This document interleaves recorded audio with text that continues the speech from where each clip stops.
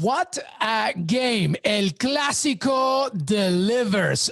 Real Madrid beats Barcelona 2-1. We got Jimmy Conrad and Heath Pearce to discuss the entire game, plus Premier League action, including Leeds United beating Man City, Liverpool beating Aston Villa, and Chelsea beating Crystal Palace. Christian Pulisic getting a few goals right there. Qué Golazo. El Clásico weekend recap begins right now.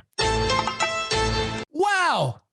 Wow, that's all I have to say. Wow. And exhale, everybody. Oh, my goodness. What a game. 2-1 to Real Madrid against Barcelona in El Clásico. I have Heath Pearce here. I have Jimmy Conrad here. Jimmy, let's begin with you. How are you after what we just witnessed?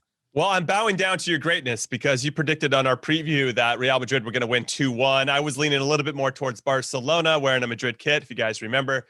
But in honor of you, I wrote on the sign behind me, if you guys can see it, I love the El Clasico. I know that triggers you, so I had to do it. I'm like flinching, man. My eyes like twitching right now.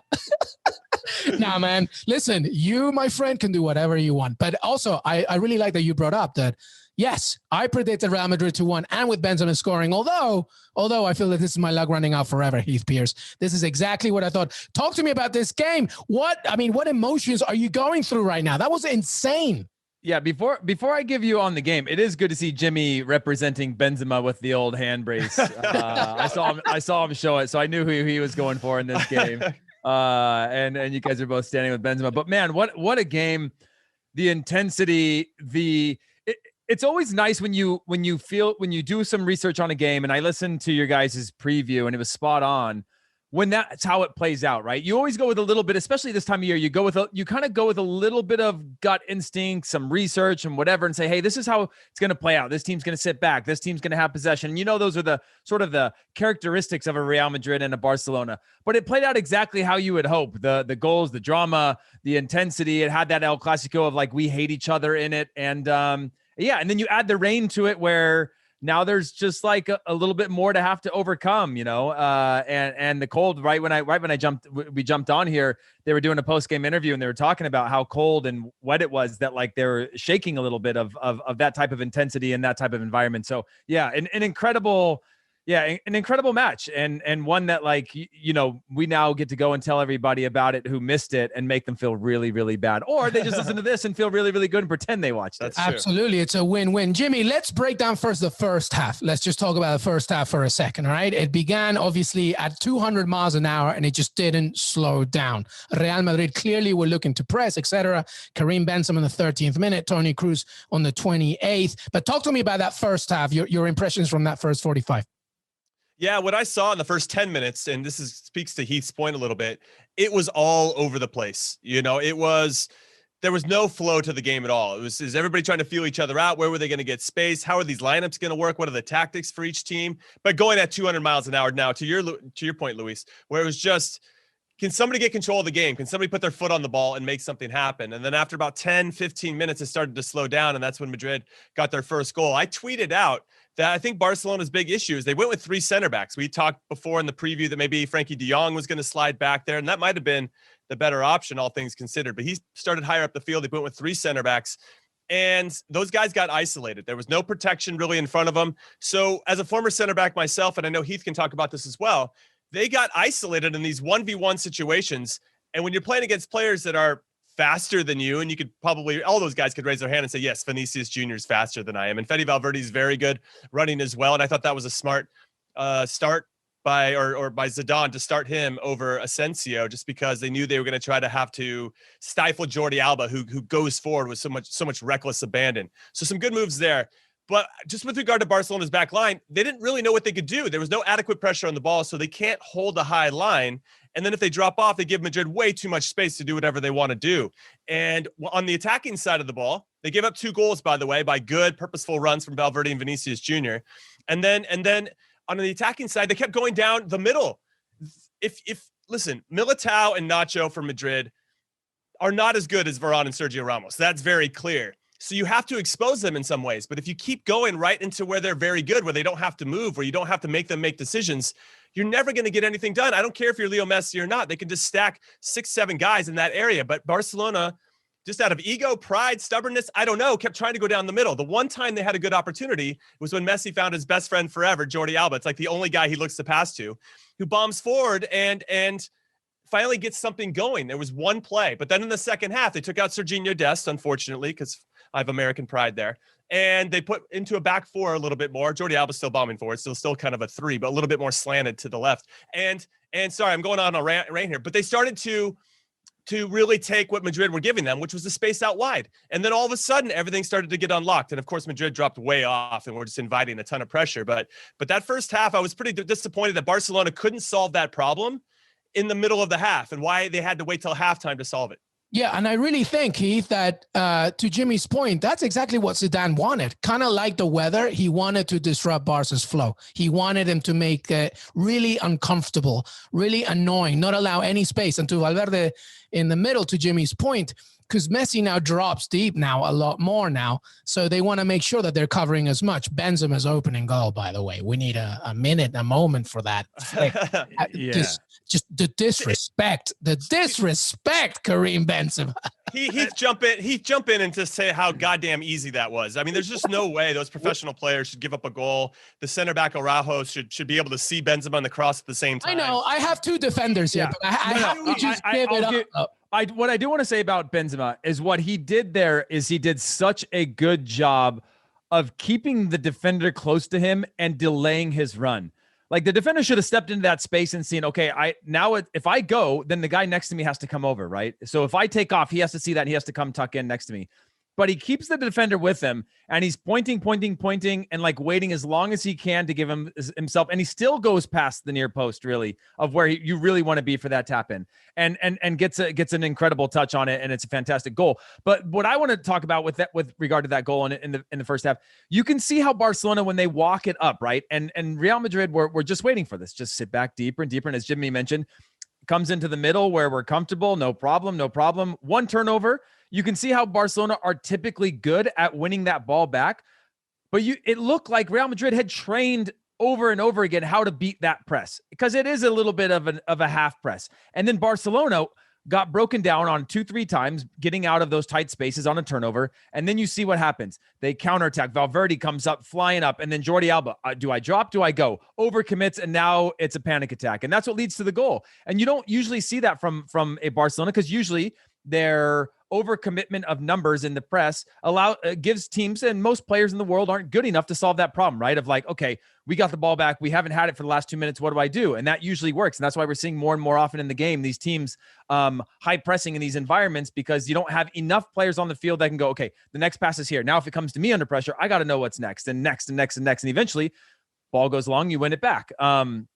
Or they try to play through it and you win it back higher up the field. So I think in that regard, it was a little bit disappointing in the way that Barcelona were reacting to those turnovers that ultimately led to that goal. I do want to say, however, that it was really interesting that they went from Barcelona started with a 3-back line and then they switched to a 4. And then in the second half, Real Madrid starts with a 4, switches back to a 3. And I thought that was a really interesting sort of like game of chess between the managers to continue to not say, you have the world's class player. You have the world's best players on the field right now. If you sit in a back 4 for the whole time, eventually they're going to realize, as Jimmy mentioned, oh, hey, there's space out here. We should go out here and do stuff because we can do it. And then they continue to tinker with those formations to say, okay, now Marcelo, you're going to be in the back 5. Let's plug those wide areas, let's make it harder for them and make them solve the problem again. And I thought that was just a little bit of genius between from Zidane, I thought, to continue to, and that could have backfired. And I would say, why would they do that? But in this context, keeping Barcelona guessing and forcing those brilliant players to have to be more brilliant to solve the problems and find the space and create something special, I thought was interesting. Yeah. The other thing, by the way, was I was intrigued by Griezmann not starting in the first place. And obviously, Jimmy Coleman realized, well, maybe, a World Cup champion might help us in this game. I don't know. I mean, it's fine if you want to tinker and stuff. It just seemed a little bit weird. Obviously, he got himself involved in the second half. How did you see that? What did you think, first of all, about Griezmann not starting in the first place and his eventual admission, and then, helping move things for Barca, at least until the 60th minute when Mingueza scored that goal to bring it back? Yeah, I mean, what I thought was they were trying to create some numerical advantages, maybe a little bit deeper in midfield. De Jong got pushed up. You had Pedri, who I really do like, even though he made a couple mistakes trying to force things. And again, to what I had said earlier, he showed his youth today. He did to a certain extent. And so did Dest, to be honest with you. Yeah, that's true. And I think these are some of the younger players that, or maybe the players that we're referencing when we're saying they're not solving the problems quick enough, right? If you have a Xavi and Iniesta out there, I think that problem gets solved pretty quick. And that's no disrespect to Dest and Pedri, but they're just not old enough yet. They haven't seen enough games, haven't seen enough situations, and they're only going to get better because of the situation, even if Dest got taken off at halftime. I just thought is more of a little bit of, can we not allow Luka Modric and Toni Kroos to be these deep line playmakers and spring Vinicius Jr., spring Fede Valverde or Lucas Vazquez on the right side and try to find Benzema in that pocket in front of the back three. The problem was, and what I said before, is they weren't really getting close to the ball. So what happens is if they do get close, and this is to Heath's point, yeah, they probably talked about, hey, listen, if they come with that immediate press, Vinicius, just stay high and wide. And if it's really tight, just go up over the top. So Modric has got two options, and one of them should be clear as to what he should do. And these guys are so automatic in understanding situations and when something develops and how things are playing out. And Vinicius is starting to hit this new level, man. That guy, his confidence continues to grow and grow. And I'm not going to say he's Mbappe-esque yet, but he's going to start clipping his heels, playing very similarly in a lot of different ways. So I'm very excited about Vinicius Jr. Me and you are very much in the same. I was going to tweet this and I didn't. I don't know why. I was just too much in the game. But he's so close on being world class. He's just missing that final. There was that counter where he wanted to look at Benzema and it just didn't work. I almost said the same thing. Mbappe just makes the right decision there. You just continue to drive right at Ter Stegen and just pick a corner. Right. And if Benzema's going to bitch at you later for it, whatever, but you got to get a shot on goal there. You can't allow Araujo to get back into the that goal. Close. He's just close, that close. He's close. What a big win for him. Big win for him. One of the things on him that I was trying to compare him and the style of play of Ousmane Dembele is the fact that I'm like, I would actually like to see Dembele playing on a Real Madrid team where, again, you rarely get a team like Barcelona that's going to walk it up to your 18. You saw Mingueza or Araujo or Lenglet, all of them were all drifting up, right? And that left him isolated 1-on-1, 2v1. That is a dream scenario for a pacey player, right?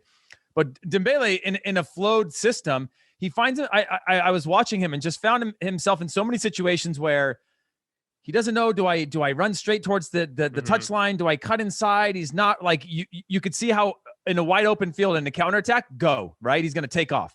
And then when there's this control where it's this risk to reward, and I've got this guy Messi on my team, and do I turn? I might lose the ball here. I might turn over. It just seems this hesitation that doesn't really fit with in the same way that Vinicius Jr., who and we're giving him more credit for a year, which is only really like his form has been the last couple of months or so. That wide open field where it's like, okay, I got a runway over the top. I'm going to be that guy that can all the time, because as Benzema with Vinicius was dropping deeper and deeper to cover and sort of be that sort of first line of defense deeper in their half, that was allowing Vinicius to sort of sneak up, because like I said, those three defenders were slowly being that sort of the swing guy in possession, and that was allowing them to like expose themselves a little bit more. And the more patient that Real Madrid were, the more that they were able to go, okay, one pass, two passes, and boom, gone over the top. Well, it's why Toni Kroos won the free kick. I mean, why Vinicius Jr. won the free kick for Toni Kroos to score it. I feel Dembele is very sort of creative in his thinking, tries to like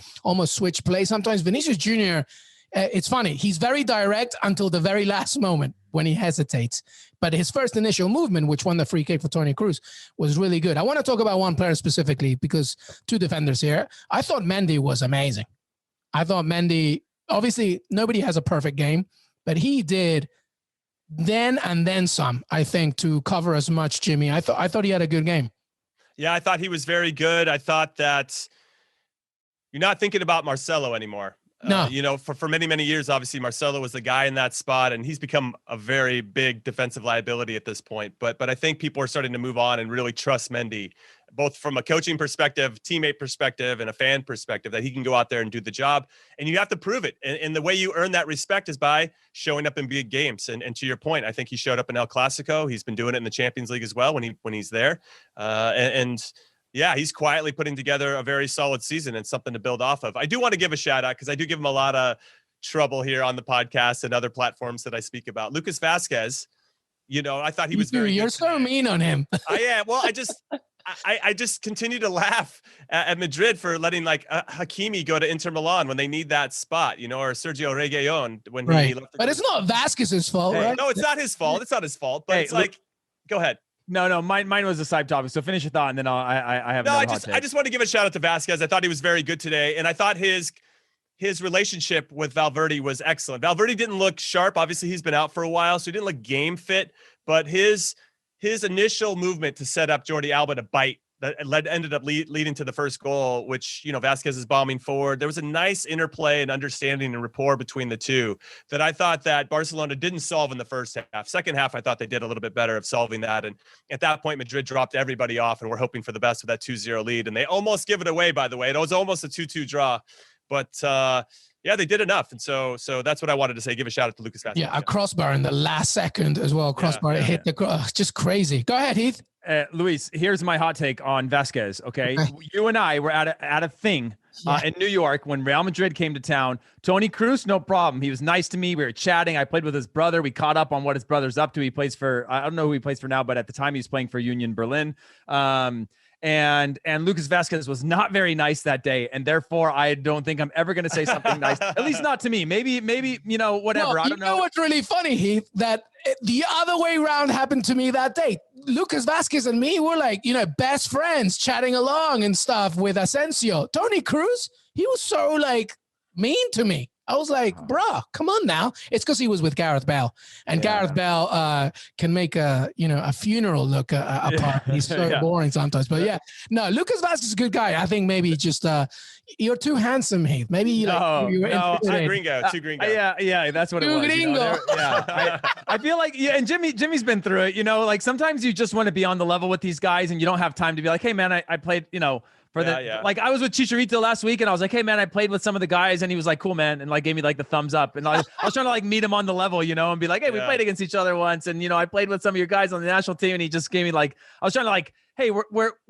part of the same team, we're in this together, and sometimes you get brushed off, and it just reminds you that hey man, you're nothing. He was like, okay, California. Yeah, exactly. But my one take on Mendy, to give some love to the fullbacks, is you could see when a fullback is informed by the distance that they stand from the attacker, right? And he was getting a lot of times when you're not informed, or you're passive, or you're a little bit nervous, you're an extra step off, right? You're blocking crosses from a distance. You're reading the things differently. He was really up near and close and wanting that physical contact, which is that sort of I'm going to make it hard for him, instead of I hope he doesn't make it hard. The attackers don't make it hard for me. And so that is one of the points from a body language standpoint that I wanted to point out, because I know what that's like sometimes to be on an island. And let me ask both of you. Heath, will just go straight with you. Do you think that was a pen on Braithwaite? No. I mean, no. If it's so funny. I was going through my head. I was like, okay, if this wasn't El Clasico, or if the score wasn't this, if this was two other teams in would that be given? Same league, would it be given? And you're like, yeah, on a random day, a ref could look at it and be like, well, you made me have to make a decision. The replay. Maybe if it was United. Yeah, exactly. I'm thinking about which team. Yeah, Barcelona could probably get this. If anyone were going to get it. But yeah, it's just a little too. I thought it was a good handling of the situation to brush that off and say, hey, if you want to get a goal in El Clasico, you got to earn it. Yeah, Jimmy, not a penalty. No, not a chance. I think he was channeling his inner Luis Suarez, wearing the number 9 shirt for Barcelona and trying to make a meal out of nothing. I respect the hustle, but I also, or at least trying, right? There is an art form to it for sure. He didn't pass that test. But then I was, on the other hand, disappointed that he didn't try to just keep the ball in and keep the play going, because at that point Madrid were on their back heels. Right. They were scrambling to try to get in position, and you still had an advantage. So to give that away, to try to get a penalty when you didn't even get clipped outside of your own feet, I don't know, that part of it disappointed me because I know he was going away from goal and his back was to goal, but you still had Madrid under the gun a bit. Yeah, and it ended with Dembele hitting the crossbar. The whistle goes, unbelievable. And because of that win, Real Madrid go top of La Liga because they have a better head-to-head than Atleti. Temporarily, as you listen to this, maybe they get something against Real Betis. But right now, if you listen to this on a Saturday night, Real Madrid top, Atleti second, Barcelona third. Any final thoughts from El Clasico before we take a break, Jimmy? I'm just going to say that you have Real Madrid, 66 points. Atletico Madrid, I know they got a game in hand, 66 points. Barcelona, 65 points. The last part of this season is going to be next level in La Liga. Absolutely amazing. Heath? Yeah, I don't know. What happened to Atletico? Like, it's still in their hands. I still think this could be every week you go, well, this could be the motivate. This could be the wake up call, but like, it's not looking good for them right now. Yeah. So I wish them the best of luck. Well, they have to win every game, I think, at this point. They can't afford to drop anything. So that's that. Well, that was El Clasico. I hope that you enjoyed it and enjoyed this recap.